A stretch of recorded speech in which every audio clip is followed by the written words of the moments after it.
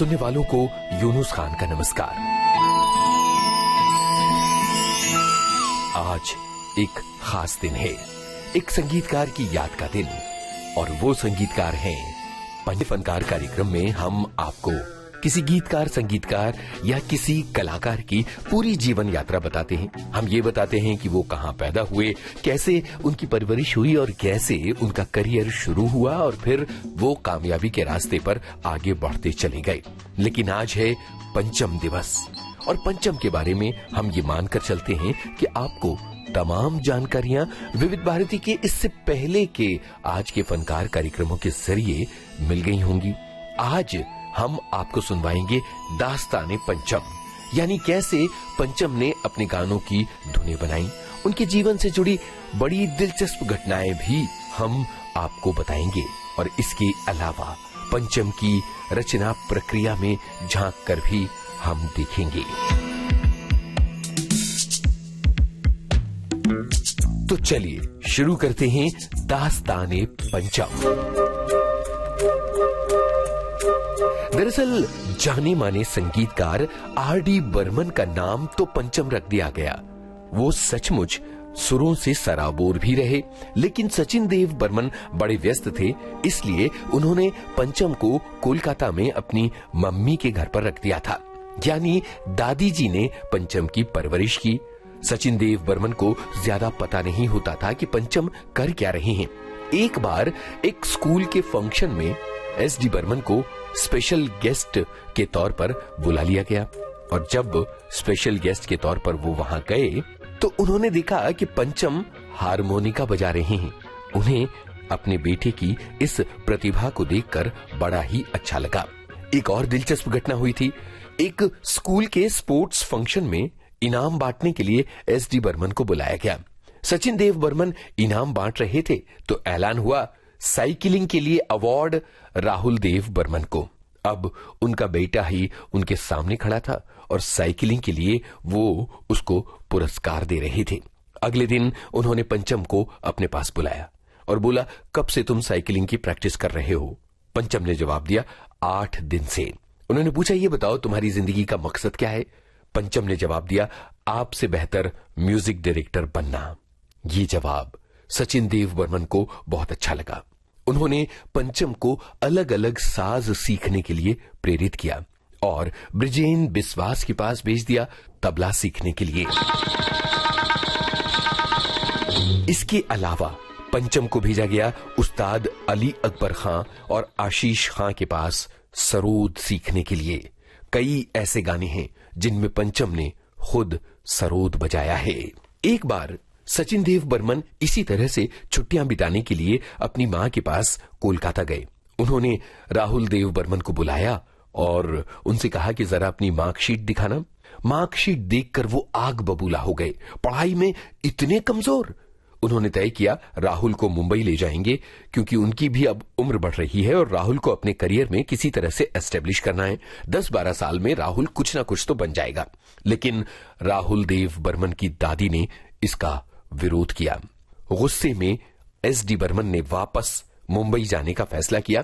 इससे पहले आखिरी बार पंचम को बुलाया और कहा, जरा ये बताओ तुमने कौन कौन सी ट्यून्स बनाई हैं? बस पंचम ने एक के बाद एक 15 धुनें सुना दी। सचिन देव बर्मन ने कोई रिएक्शन नहीं दिया। वो मुंबई चले गए। 1 साल बाद का वक्त, राहुल देव बर्मन कोलकाता के एक थिएटर में फिल्म फंटूश देख रहे थे। अचानक ये गाना बजा, है मेरी टोपी पलट के आ, ना अपने फंटूश को सता, है मेरी दिलबर इधर नजर कर न जा, बिछड़ कर न जा। राहुल देव बर्मन उछल पड़े। अरे ये तो मेरी धुन है, ये तो उन्हीं धुनों में से एक है जो मैंने अपने पिता को सुनवाई थी। उन्होंने फौरन अपने पिता से संपर्क किया और उनसे कहा कि आपने मेरी ट्यून चुरा ली। सचिन देव बर्मन बहुत हाजिर जवाब थे। उन्होंने कहा, मैं तो ये टेस्ट कर रहा था कि तेरी धुनें पब्लिक किस तरह से स्वीकार करती है। हो गया ना टेस्ट, तू कामयाब हो गया बेटे, बहुत बड़ा म्यूजिक डायरेक्टर बनेगा तू। और इस तरह 9 बरस की उम्र में सचिन देव बर्मन ने राहुल देव बर्मन की पहली धुन का इस्तेमाल फिल्म फंटूश में किया था।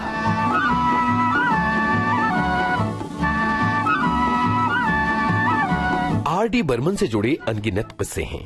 मजेदार बात यह है कि आर.डी. बर्मन मुंबई जाना चाहते थे और कोई जुगाड़ बन नहीं रही थी। कभी दादी नहीं मानती तो कभी पिता।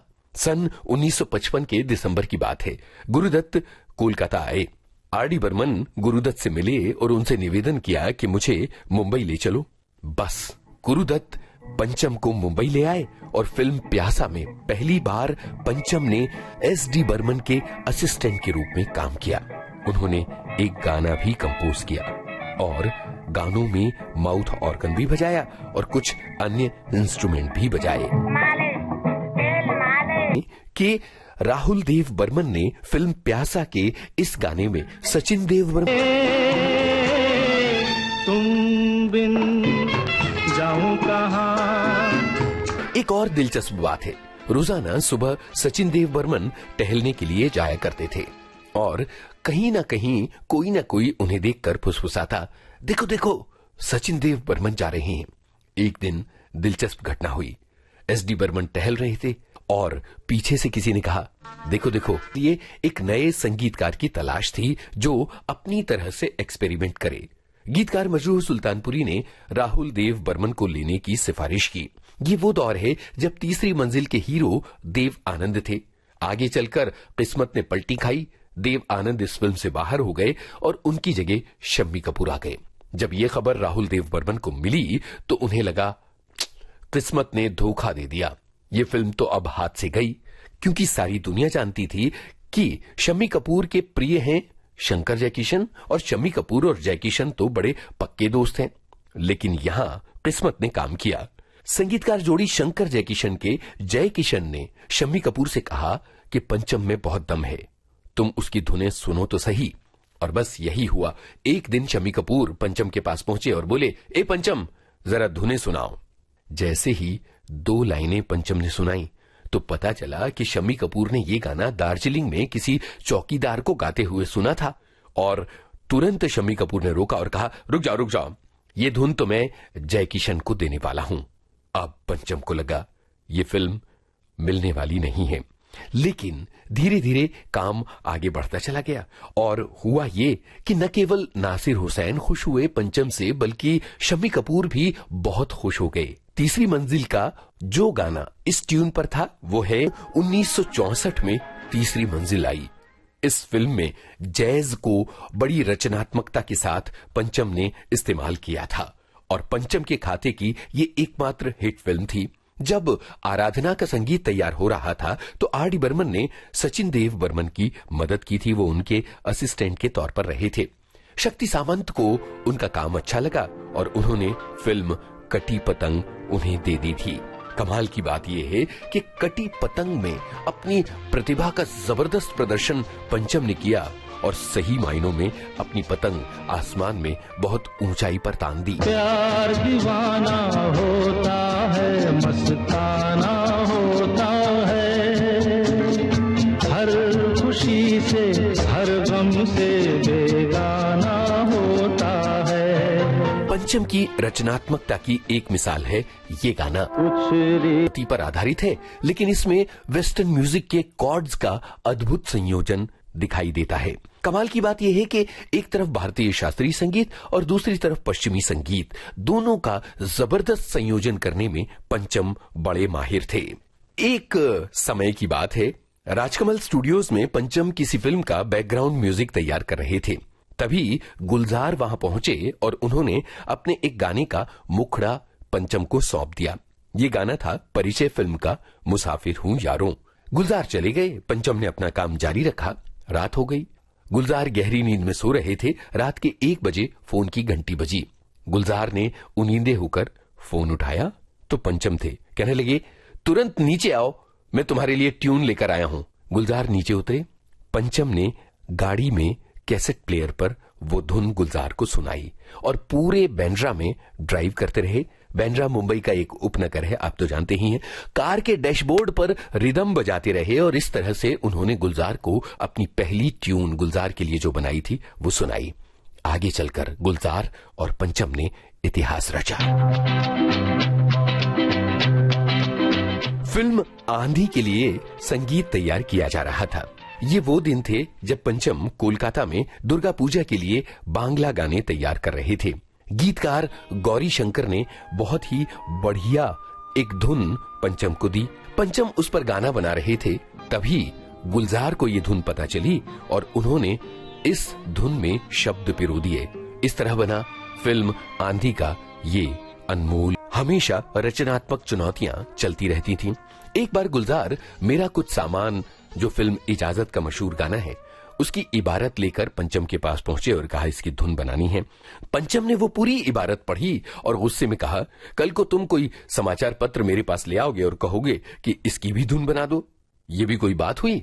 लेकिन पंचम ने इसी गाने की अनमोल धुन बनाई और गुलजार और आशा भोसले को इस फिल्म के लिए सर्वश्रेष्ठ गीतकार और सर्वश्रेष्ठ गायिका के राष्ट्रीय पुरस्कार मिले।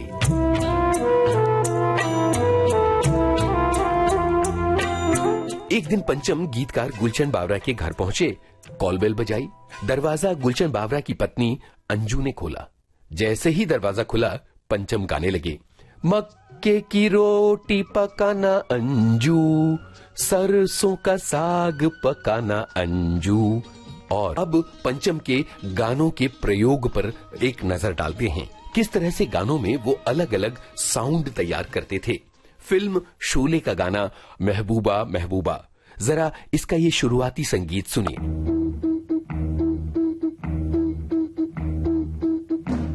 ये संगीत दरअसल एक खाली बोतल को फूंक कर निकाला गया है।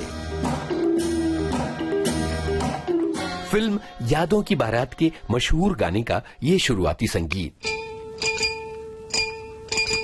ये संगीत ग्लास को चम्मच से बजाकर निकाला गया है।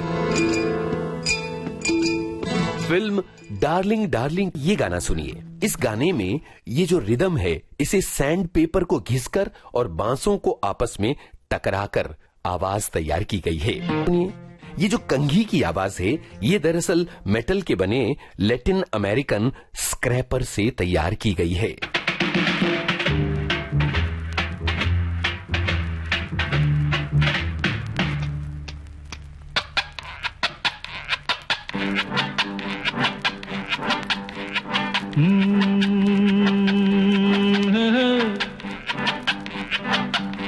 पंचम ने हिंदी सिनेमा के गाने तैयार करते हुए कई ऐसी ध्वनियां दी जिनसे पहले न तो संगीतकारों का परिचय था और न ही गाने सुनने वाले इन ध्वनियों को जानते पहचानते थे। पंचम ने तो न जाने किन किन चीजों से ध्वनियां निकाल ली। वो साउंड के सही मायने में जुनूनी थे, मास्टर थे। पंचम को वेस्टर्न म्यूजिक में इतना ज्यादा इंटरेस्ट था कि सन 1987 में उन्होंने एक लैटिन अमेरिकन रॉक एल्बम निकाला था जिसका नाम था पंटेरा। हालांकि ये एल्बम 1983-84 में रिकॉर्ड हो चुका था, लेकिन इसे रिलीज करने में बहुत वक्त लग गया था। बहुत मन से उन्होंने इस एल्बम को तैयार किया था। वैसे पंचम ने हिंदी फिल्मों में अंग्रेजी गाने देने का कमाल भी किया। यश चोपड़ा की फिल्म दीवार 1975 में आई थी, जिसमें पंचम ने उर्सुला वाज से ये गाना गवाया था।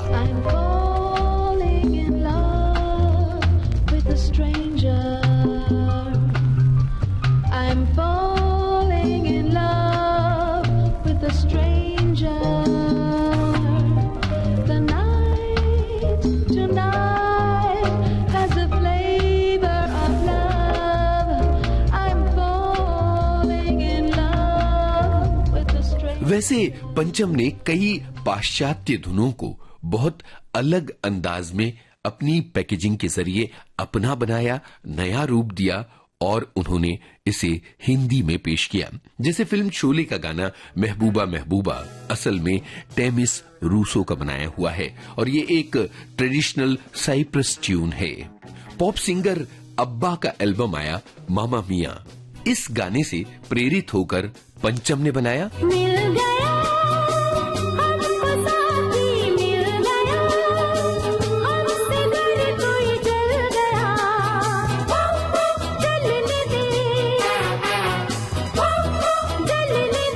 ठीक इसी तरह से बॉन जोरा का एक गाना है इफ इट इज गाथा सुनाई, हमने पंचम के कुछ गानों के बनने की कहानी, ध्वनियों के उनके अभिनव प्रयोग भी बताए। पंचम की ये दास्तान कभी खत्म नहीं हो सकती। उनका संगीत संसार इतना विस्तृत और विराट है कि आधे घंटे के इस समय में उसको समा पाना संभव नहीं है। डी बर्मन पर